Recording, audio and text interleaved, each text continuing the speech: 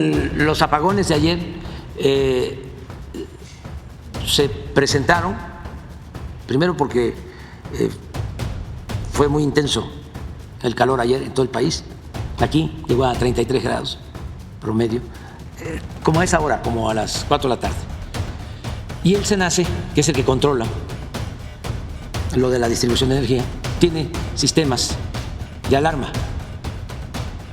Y se estableció la alarma y por poco tiempo, no en todo el país, hubieron apagones. Afortunadamente se restableció.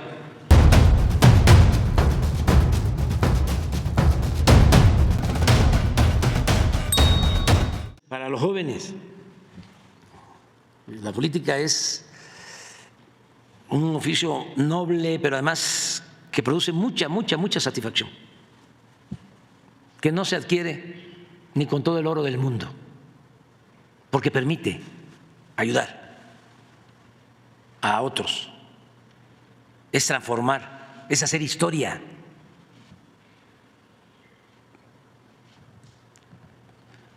Entonces vámonos a desayunar. Lo de los apagones de ayer se presentaron, primero porque fue muy intenso el calor ayer en todo el país. Aquí llegó a 33 grados promedio, como a esa hora, como a las 4 de la tarde. Y el SENACE, que es el que controla lo de la distribución de energía, tiene sistemas de alarma. Y se estableció la alarma y por poco tiempo, no en todo el país, hubieron apagones. Afortunadamente se restableció de nuevo todo el sistema de energía eléctrica. Pero vamos a estar muy pendientes por esta situación especial que se está viviendo. Ya estamos en eso. Hoy ya tengo una reunión para eso. Pero decirle a la gente que tenemos capacidad de generación de energía. Aún con esto, es que yo creo que fue algo excepcional que no se esperaba. No, tenemos que evitarlo. A eso voy ahora, a tener una reunión, para que nos pongamos de acuerdo, porque la mitad de la generación de la energía eléctrica se produce con empresas particulares y tenemos que ponernos de acuerdo para que se tengan las plantas en buen estado, todas las plantas de generación, y que todos ayudemos. No, es la Comisión Federal, básicamente. Pero les vamos a estar informando. Pero cuando un caso de corrupción alcanza a quien se presenta como paladina anticorrupción, se vuelve un escándalo mayor. La presidenta de Mexicanos a favor de la corrupción y la impunidad, María Amparo Casar, recibió indebidamente de Petróleos Mexicanos durante 20 años una pensión y un seguro que sumaron 48 millones de pesos. En octubre de 2004 falleció su esposo, Carlos Fernando Márquez Padilla García. Se quitó la vida en las instalaciones de Pemex. Aunque el dictamen pericial concluyó que se privó de manera voluntaria de la vida, en Pemex actuaron en ese tiempo como si se tratara de un accidente y establecieron una pensión de 125,000 pesos mensuales para Amparo Casar. Debido a una denuncia, Pemex revisó el caso de Márquez Padilla y la pensión de Amparo Casar. En febrero de 2024 se le suspendieron los pagos por prestaciones y se realizaron las denuncias contra quienes participaron en las instancias correspondientes. Estos son los hechos. Porque es difícil creer que cuando sus abogados pidieron cambiar el dictamen pericial para que se estableciera que el fallecimiento fue por un accidente de trabajo y no por suicidio. Es una ironía que quienes en los últimos años alegan tener el monopolio de la verdad y del combate a la corrupción, la realidad es otra, que estén implicados en actos de corrupción. Tras la revelación, salieron a opinar intelectuales de la derecha, políticos conservadores, periodistas y representantes de esa sociedad civil que no sabemos qué significa, pero que no representa al pueblo de México. Fueron mentiras, ofensas y ataques sin fundamento. Pero, ¿qué creen? Así, guardándose, por complicidad, no sabemos, no dijeron una sola palabra sobre la corrupción denunciada. Estuvieron muy activos, ustedes los vieron. El exministro de la Corte, José Ramón Cosío, defendieran la de los ancianos que cobran 6,000 pesos.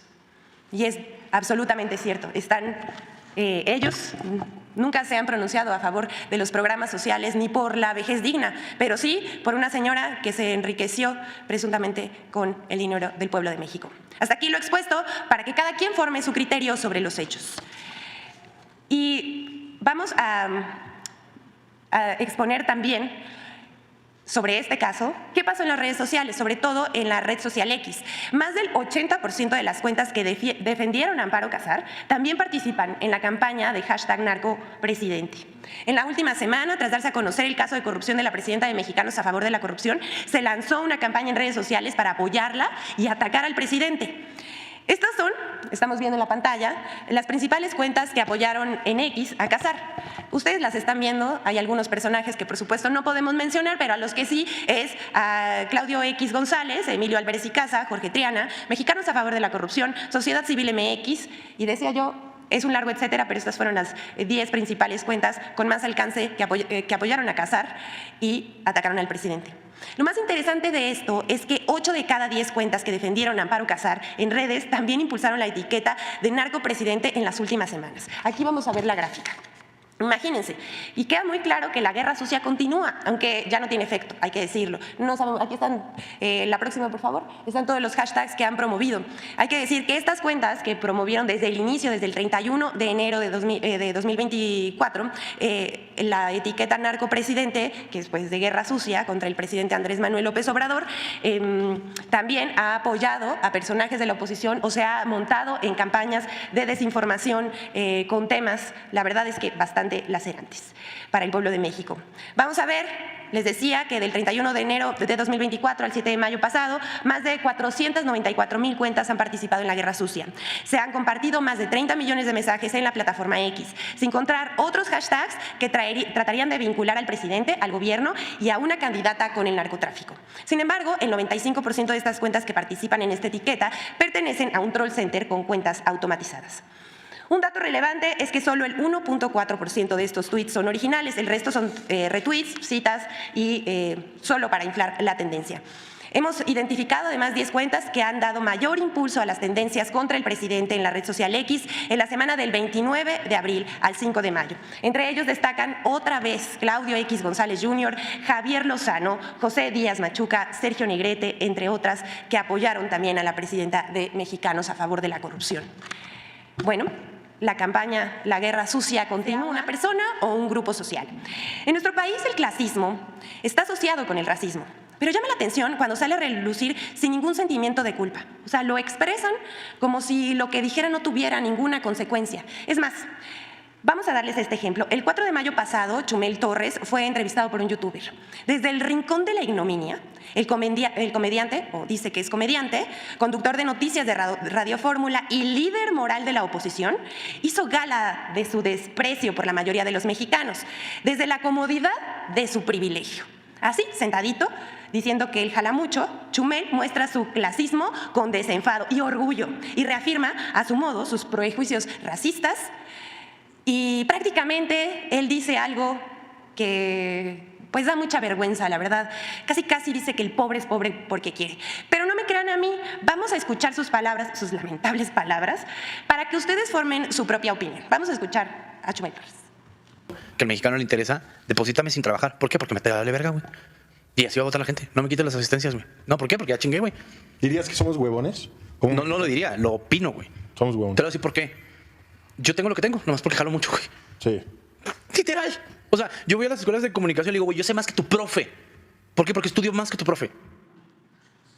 Pues no solamente es ignorante, clasista, racista, también es arrogante. Pero esto, lo que dice José Manuel Torres, no es verdad. Y le vamos a demostrar por qué no. Porque lo que está diciendo es de la comodidad de su privilegio y no, el pobre no es pobre porque quiere. Los mexicanos no somos flojos, al contrario, somos un pueblo trabajador. Tampoco es verdad que alguien reciba 8,000 pesos por programas sociales, también está muy desinformado, apenas 3,642 pesos mensuales en promedio por hogar. Para quienes ignoran que el pueblo de México es uno de los más trabajadores en el mundo, les compartimos una gráfica donde ubica a los mexicanos como los que más trabajan entre los países de la Organización de Comercio y Desarrollo Económico. Aquí lo estamos viendo. De los países de la Organización de Comercio y Desarrollo Económico, los mexicanos son los que más horas trabajamos, un promedio de 2,226 horas anuales. España se encuentra por debajo de la media de la Organización de Comercio con 1,644 horas al año frente a 1,752, que es la media de la organización. Los gobiernos neoliberales usaron los bajos salarios como una ventaja en el comercio internacional y por 36 años castigaron los ingresos de los trabajadores, que perdieron más del 70% de su poder adquisitivo.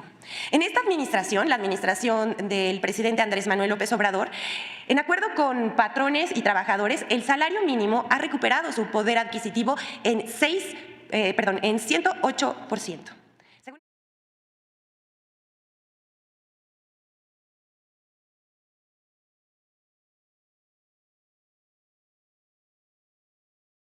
Como fórmula, hablo de muy puntualmente de Chumel. Ajá. Torres, ¿qué opinas de él? Pues yo creo que las circunstancias lo han llevado a convertirse en un antagónico del gobierno y él tenía dos opciones, o se defendía o abrazaba ese papel. Entonces pues abrazó el papel de antagonista y entonces pues ya se convirtió en un provocador total de todo lo que él conoce, lo dice para provocar obviamente una reacción. Pero a ver, Alex Montiel va en su coche y está escuchando en Radio Fórmula, está ese programa, el canal El Pulso de la República. El Pulso, sí. ¿Tú te quedas ahí, te atrapa, te gusta? Pues claro, yo primero no soy tan público tanto de radio, pero sí, yo soy periodista, soy licenciado en periodismo y sí escucho a Chumel, pero también escucho a todos los de izquierda y a todos los de centro si es que pudiera existir. Me encanta, yo soy apartidista y escucho todo. Yo escucho todo para saber las posiciones y soy crítico y Chumel ha dicho cosas muy verdaderas y otras que se ha equivocado gruesísimo, igual que otros de izquierda. Que todos nos hemos equivocado también. Sí. Mira, yo a Chumel y le mando saludos, no es nada contra ti, mi hermano. Yo lo entrevisté, no quería venir a mi programa, lo entrevisté y fue una entrevista que nos acabamos media botella de whisky. Sí, me a ver, cayó muy como bien, persona, me cayó muy bien, hablamos cosas muy chingonas, poca madre. Tú me preguntaste de su trabajo, pero él como persona es de huevos, me cae increíble y hemos empedado 400,000 veces, ¿no? A veces tiene razón, como tú dices, a veces se equivoca. Y yo creo, lo que sí no me gusta es tanta grosería de repente por meter grosería. Es decir, tú puedes decir lo que tú quieras, pero ya cuando el albur ya es, ya siéntate, mamá, chupa, siéntate, la verga, y es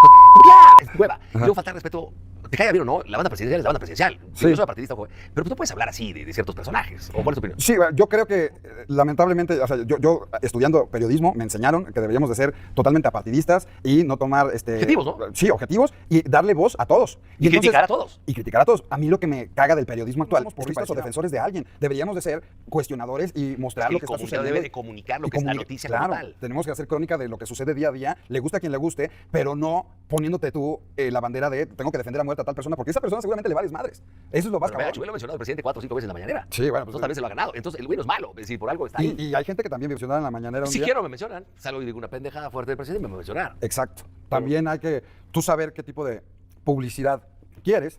A lo mejor a Chumel le sirve y dice, lo abraza y dice, sí, a huevo, que me vuelva a mencionar otras 10 veces, ¿no? Y hay otros que no quieren y que les gusta tener un asiento en primera fila en la mañanera.